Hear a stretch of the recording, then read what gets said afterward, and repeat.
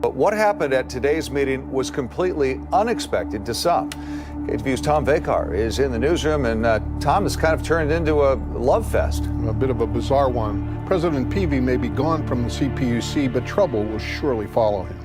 At his final meeting, controversial California Public Utilities Commission President Michael Peevey was given a love fest, 30 straight speakers.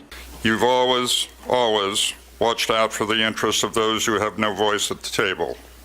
The elderly, the infirm, the jobless, the disabled, and the poor amongst us. So on behalf of our children and grandchildren, thank you for your service to California and the planet Earth. Your name now has gained the same levels of folks like the Pope and Ali and the energy circles.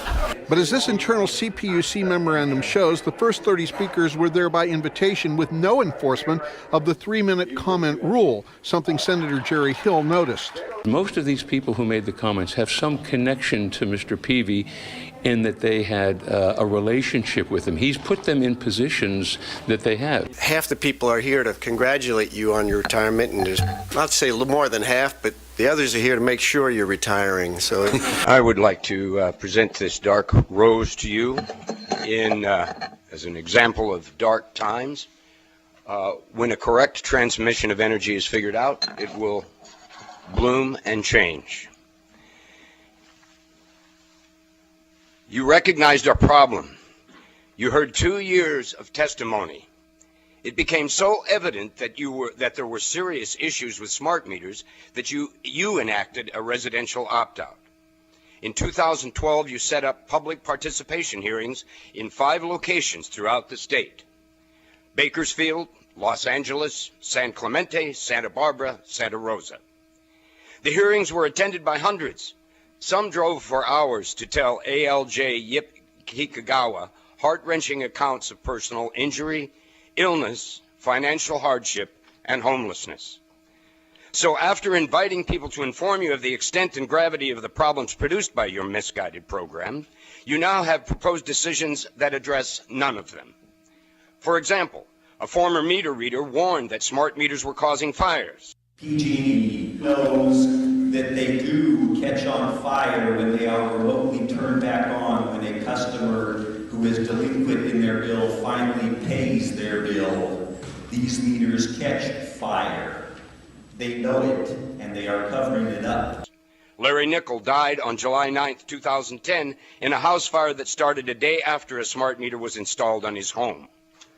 Winifred Thomas, a former Hewlett-Packard professional, too ill to work, homeless, living alone in the Santa Cruz Mountains.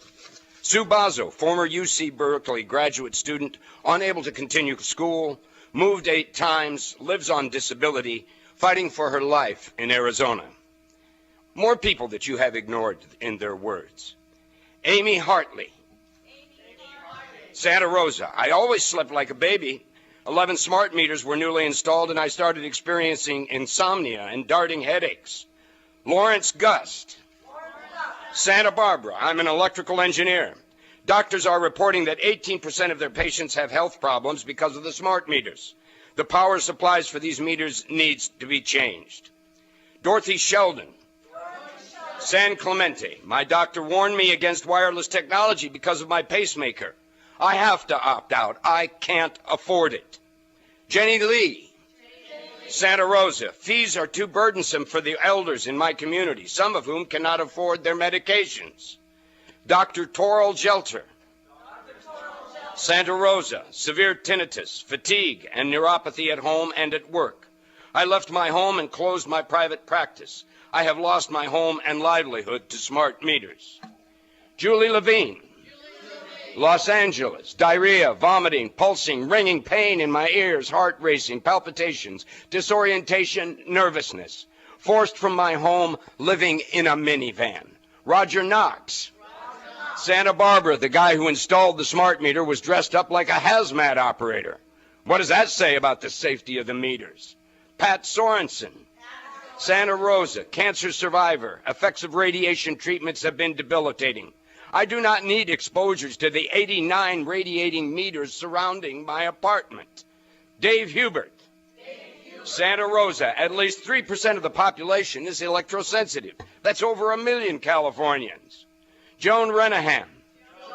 Santa Barbara. Computer panel of our new washing machine got burned out. TV, home computer, and printer don't work. Sparks come out of our electrical outlets. Headaches, heart palpitations, and tachycardia. Luis Stampo. Santa Rosa. I am hypersensitive to EMS. Ear pain, nausea, and headaches caused by constant smart meter emissions coming through my walls. My small business is in ruins. Stacy Hall. Santa Barbara. The smart meter caused my 75-year-old mother to have tachycardia. She has to have heart surgery. Julie Ostach. Santa Rosa. Headaches, tinnitus, extreme sleep deprivation, bruxism, muscle cramps, heart arrhythmia since the smart meter rollout in my neighborhood. Shane Gregory. Los Angeles. Lost my home at 24 years. Sleeping on park benches, in cars, couch surfed, 4 brain surgeries. Civil and human rights have been violated. Rebecca Helsler, Santa Rosa. Shooting pain in my head, arrhythmia, pressure in my chest after 16 smart meters put outside my condo. Had to leave. I have been isolated in the mountains. Louis Donovan. San Clemente. Hospitalized 4 times for cardiac arrhythmia after a meter was installed near my bedroom window.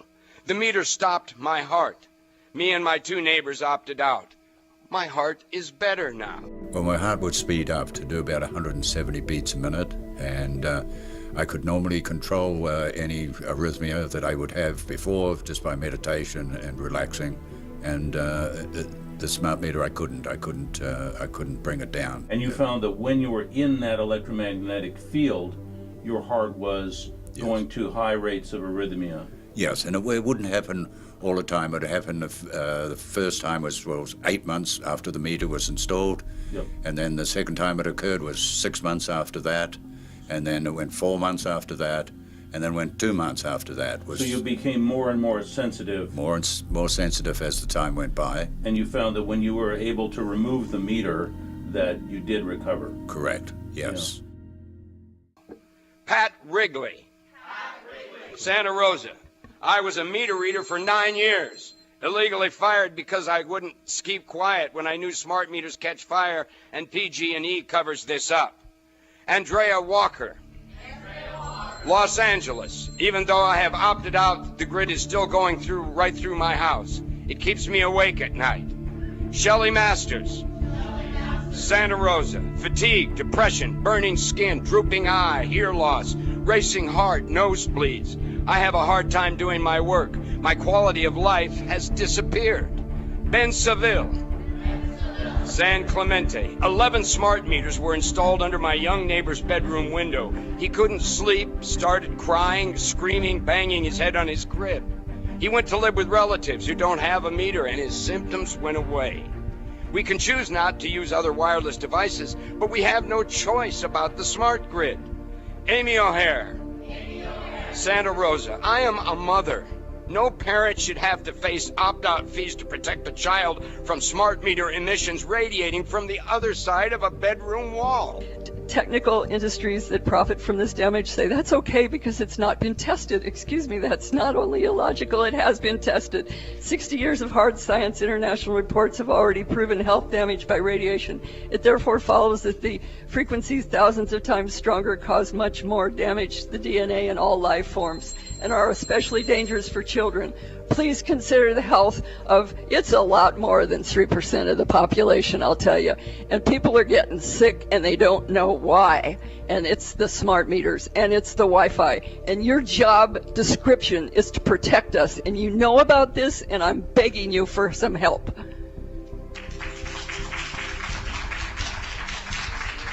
Okay. Steve Seltzer. Be followed by Laura Carroll, excuse me. Steve Seltzer speaking for United Public Workers for Action and No Nukes Action. I mean, I don't want you to go away with retirement from this commission because really you belong in jail. Okay, that's enough. You belong in jail. And you had an hour and a half here of accolades, but none of the corruption came.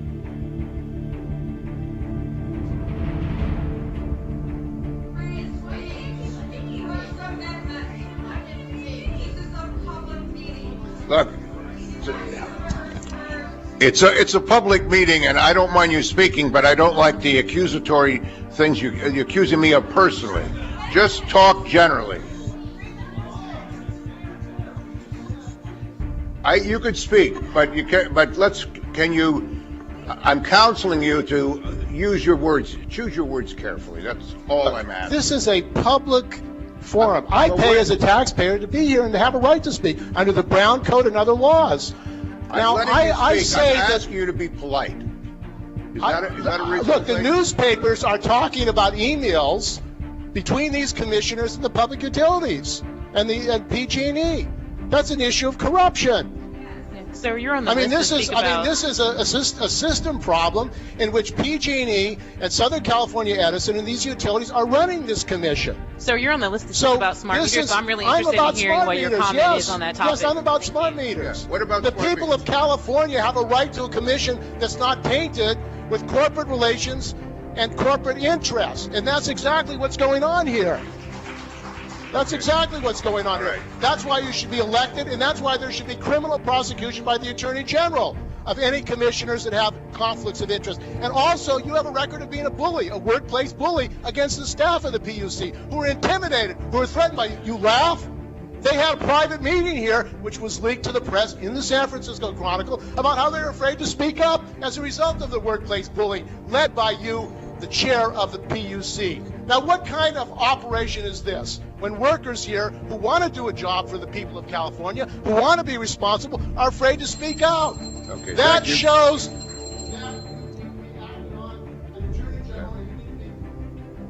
Thank you very much. Okay, moving on to the energy agenda. Items 60 and 60A. This we discussed at our last meeting. This is the matter that brought some people here this morning. It's the smart meter opt-out charges and fee. Items 60 and 60A are the proposed and alternate decisions regarding smart meter opt-out charges and fees. Okay, all those in favor, please indicate by saying aye. Aye.